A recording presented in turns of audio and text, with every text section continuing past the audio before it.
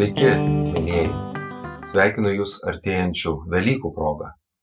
Ir prieš Velykas pagalvojau, kad nenoriu apkrauti Jūsų labai daug informacijos, tai šiandien pakalbėsime apie 3 aktualijas, kurios įvyko ES pastaruoju metu ir jos tikrai vienaip ar kitaip įtakos mūsų gyvenimą. Taigi šiandien pakalbėsiu apie pievas, pabėgėlius ir dirbtinį intelektą. Taigi, pievos. Ne bet kokios pievos, o daugiametės.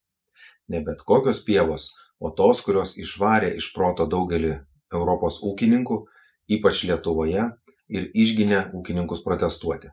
Taigi, gera žinia yra ta, kad Europos komisija nusprendė, kad šiais metais atsodinti, kažkaip fabrikuoti deklaravimą nereikės, daugiametės pievos pamirškite. Žinau, kad mūsų nacionalinė mokėjimo agentūra jau išsiuntė pranešimus ūkininkam, taigi tos bemiegės naktis buvo veltui.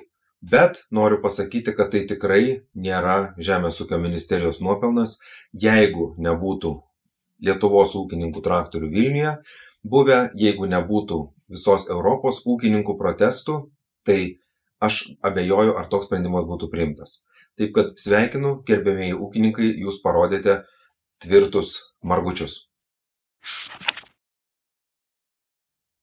Antroji šios dienos naujiena apie ES tai, kad pastaruoju metu ES valstybės, parlamentas ir komisija susitarė dėl taip vadinamo migracijos pakto. Tai yra 5 reglamentai apibrėžiantis, kaip Europa dirbs migracijos srityje. Ir aišku, labiausiai dėmesys krinta į nelegalią migraciją, tai yra į tuos žmonės, kurie nelegaliai ateina prie, pavyzdžiui, Lietuvos-Baltarusijos sienos arba atplaukia laivais į Italijos, Graikijos salas. Taigi apie tai vyko labai daug diskusijų nuo pat 2020 metų. Jūsų kuklus tarnas irgi tame šiek tiek dalyvavo ir galiu pasakyti, kad paskutinis pasiektas susitarimas, kuris jau taps įstatymų normomis, reglamentais, yra pakankamai neblogas.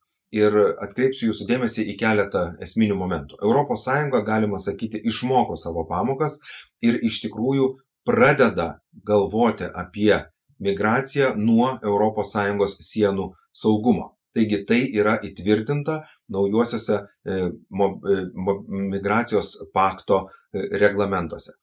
Kas per žmonės ateina, ypatingas dėmesys nusikalstamom organizacijom, kurios užsiima žmonių kontrabandą, kartais netgi vadindamos save žmonių teisių nevyriausybinėmis organizacijomis. Aišku, nesakysiu, kad visos nevyriausybinės organizacijos yra blogos, ne, kai kurios iš tikrųjų rūpinasi tų žmonių gerovę, orumu, saugumu, bet yra ir tokių, kurios prisidengia nevyriausybinio organizacijų vardu, ypač Viduržemio jūroje, ir tiesiog už tam tikrą mokestį, o jisai yra nemažas, 10 000 eurų ir taip toliau, gali suteikti žmogui pavėžėjimą į ES.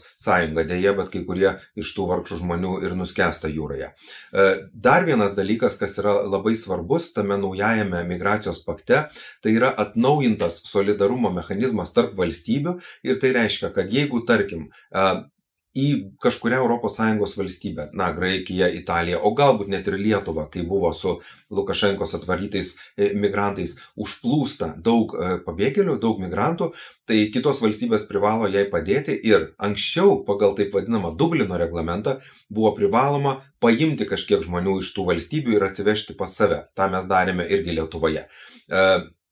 Dabar pagal naują privaloma yra padėti, tačiau valstybė, kuri ateina į pagalbą, gali pasirinkti, ar jinai nori pasiimti tam tikrą žmonių skaičių, ar jinai gali suteikti kitą pagalbą, pavyzdžiui, pareigūnais, technologijomis, žiniomis ir galima blogiausiu atveju susimokėti. Tai reiškia, jeigu mes Lietuvoje turėtume paimti iš, tarkim, Italijos 1000 pabėgėlių, šokie pukai skraido. Jeigu mes turėtume paimti 1000 nelegalių migrantų iš Italijos, tai mes galime išsipirkti ir, ta suma tikrai nėra labai ten jau kosminė, tai čia labai to norėjo Lenkai, labai to norėjo Vengrai ir tą gavo. Taip kad Nėra taip, kad mes privalėsime į Lietuvą atsivežti kažkiek tai žmonių iš tų valstybių, kurias jie užplūs. Mes galėsime, sumokėti arba siūsti savo pareigūnus į pagalbą. Ir tai, mano galva, yra teisinga, tai yra solidaru ir tai yra,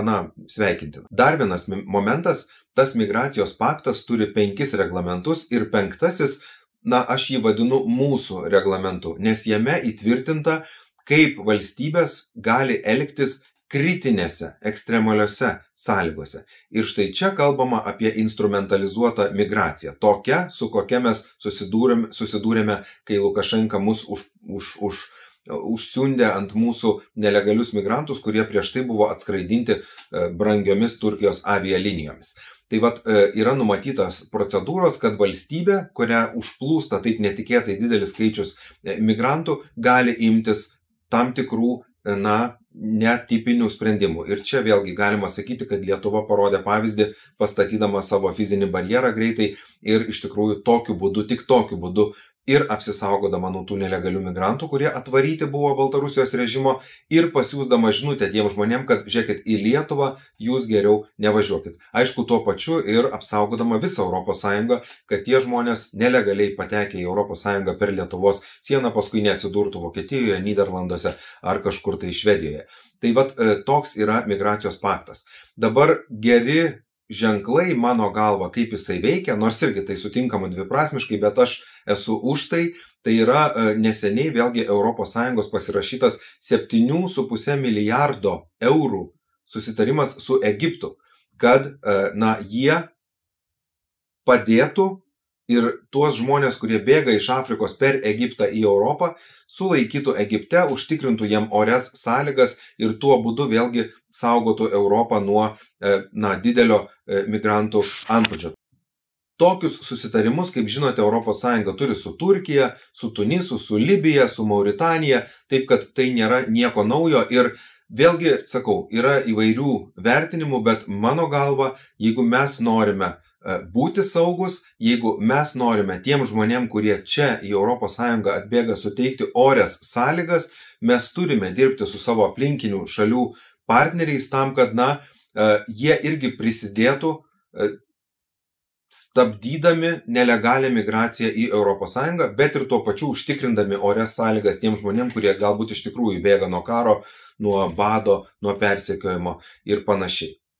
Maža to, noriu pasakyti, kad yra 2 valstybės Europoje, kurios, vykdo dar įdomesnę migracijos politiką. Jungtinė karalystė ir Danija, sudariusios sutartį su Ruanda Afrikoje, ir Ruanda yra ta valstybė, į kurią yra siunčiami pabėgėliai, žmonės nelegaliai kirtę Jungtinės karalystės arba Danijos sieną ir ten laikomi tol, kol Jungtinėje karalystėje arba Danijoje neišnagrinėjamas jų prieglobsčio prašymas. Ir netgi jeigu tas prašymas yra teigiamai įvertintas ir suteikiamas prieglobstis, tai Jungtinė karalystė ir Danija sako, gerai, mes jums duodam prieglobstį, bet jūs ir toliau saugiai būsite Ruandoje. Štai netgi yra tokių pavyzdžių. Ir sakau, ta migracijos politika yra vertinama prieštaringai. Mes dabar matome, kas vyksta su Lauryno Kasčiūno kandidatavimu į ministrus, kaip sukilo nevyriausybinės organizacijos prieš jo tikrai ne tik griežtą politiką, bet ir griežtus žodžius migrantų atžvilgių. Tačiau iš principo aš manau, kad mes, europiečiai, privalome užsitikrinti pirmiausia savo sienų saugumą ir savo pačių saugumą. O jau tada tikrai mes galime padėti pasauliui ir tiem žmonėm, kurie bėga nuo nelaimių, priimdami juos čia tokiais skaičiais, kurie, mums leistų jais oriai pasirūpinti. Tai tiek dėl migracijos. Ir trečioji naujiena iš ES, tai yra Europos parlamento priimtas dirbtinio intelekto įstatymas arba, Act angliškai vadinasi. Prieš pradėdamas jums pristatyti šią naujieną, aš nusprendžiau pats patikrinti, kaip veikia garsiausias turbūt dirbtinio intelekto robotas ChatGPT ir štai pažiūrėkite, ką aš dariau. Pirmiausia, aš jo paklausiau, ar jis žino, kas yra surplys ir gaublys. Ir dirbtinis intelektas nustatė, kad surplys ir gaublys anglų kalba reiškia supply and demand, o lietuviškai tai reiškia pasiūla ir paklausa. Štai koks tai pasiūlus ir paklausus yra šis mano YouTube kanalas. Toliau aš uždaviau dar eilę įvairiausių klausimų ir čia jūs tiesiog galite pamatyti, kaip dirbtinis intelektas per minutę gali parašyti rašto darbą, gali sukurti pristatymą, gali išanalizuoti sutartį ir taip toliau. Ir tuo tikrai, patikėkit, jau Lietuvoje ir pasaulyje naudojasi labai daug žmonių. Natūralu, kad tai kelia labai daug klausimų. Ar tai nepažeis žmogaus teisių? Ar tai neatims darbo vietų? Iš vertėjų, iš dainų kūrėjų, iš vadybininkų, iš teisininkų.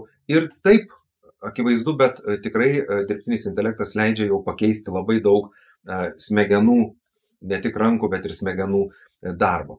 Tai visi tie dalykai man labai svarbus ir aš manau, kad jie bus vieni iš kertinių artėjančiose Europos parlamento rinkimuose. Mėgstu sakyti, kad technologijos yra labai gerai, bet jos turi tarnauti žmogui. Ir štai čia, kai mes susidurėme su dirbtiniu intelektu, kuris pats gali mokytis, kuris pats gali jau kurti savo algoritmus, labai yra svarbu užtikrinti, kad jis nepažeistų žmogaus teisių ir neatimtų iš mūsų darbo, kuris leidžia mums ne tik uždirbti, bet ir tobulėti. Ir čia Europos parlamentas, kaip jau minėjau, priėmė dirbtinio intelekto įstatymą ir jame iš principo nustato kol kas, kad dirbtinis intelektas negalės būti naudojamas veidų atpažinimui, tai reiškia, dabar aš su jumis kalbu, o dirbtinis intelektas analizuoja mano mimikas ir nustato, kad aš jums meluoju, pavyzdžiui, kas yra netiesa ir jūs tą puikiai suprantat. Gali būti, kad jūsų vaikas sėdi mokykloje, yra filmuojamas ir pagal tai irgi mokytojas kažkada rašys jam pažymius. Gali būti tai, kad mes kaip Kinijoje visi esame sekami, pavyzdžiui, Vilniuje išdėstytų vaizdo kamerų ir atpažįstamos yra mūsų tapatybės, atpažįstama, kur aš buvau, ką aš dariau ir paskui ir mano darbdavys, ir galbūt policija, ir galbūt mano žmona, o gal netgi uošvienė analizuoja ir daro išvadas iš to, kur aš buvau ir ką aš dariau. Tai yra labai blogai. Tai kalbant rimtai, pirmi žingsniai, kuriuos padarė Europos parlamentas, yra uždraudė iš principo dirbtinio intelekto naudojimą veidų atpažinimui ir policijos darbui.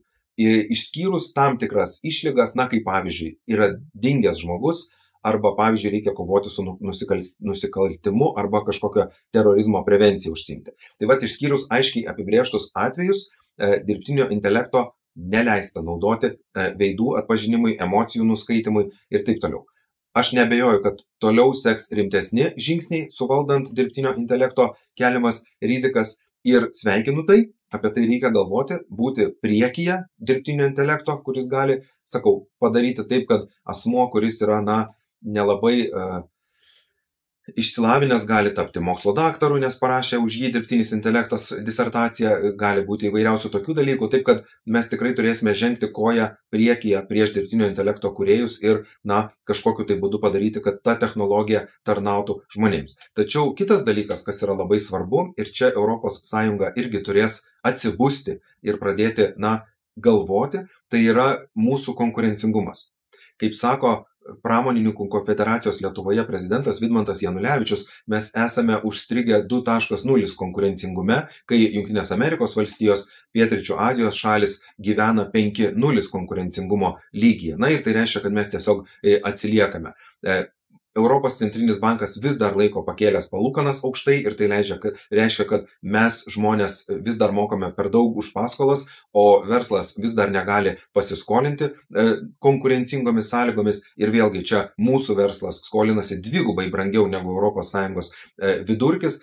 Ir visokių leidimų išdavimas, visoks reguliavimas ES tikrai yra daug griežtesnis negu, pavyzdžiui, Jungtinėse Amerikos valstijose. Tai apie tai irgi reikės galvoti, kai mes galvosime apie tolimesnė dirbtinio intelekto plėtrą. Tačiau svarbiausia, kad bet kokia nauja technologija turi tarnauti žmogui, o ne jam kenkti. Tai gal šiuo tokiu šūkiu ir baigsiu šitą laidą apie ES 3 naujoves ir dėkoju jums uždėmesi. Dar kartą kviečiu, paspauskite tą nykštuką į viršų, pakvieskite kitus žmonės žiūrėti Surplys ir Gaublys laidą, nes tai, kaip jau sužinojote šiandien, yra pasiūla ir paklausa. Ačiū jums. Gražaus pasiruošimo Velykom, susikaupimo per didžiąją savaitę, nueikit iš pažinties, aš pabandysiu irgi tą padaryti ir susitiksime jau netrukus. Ačiū jums, iki.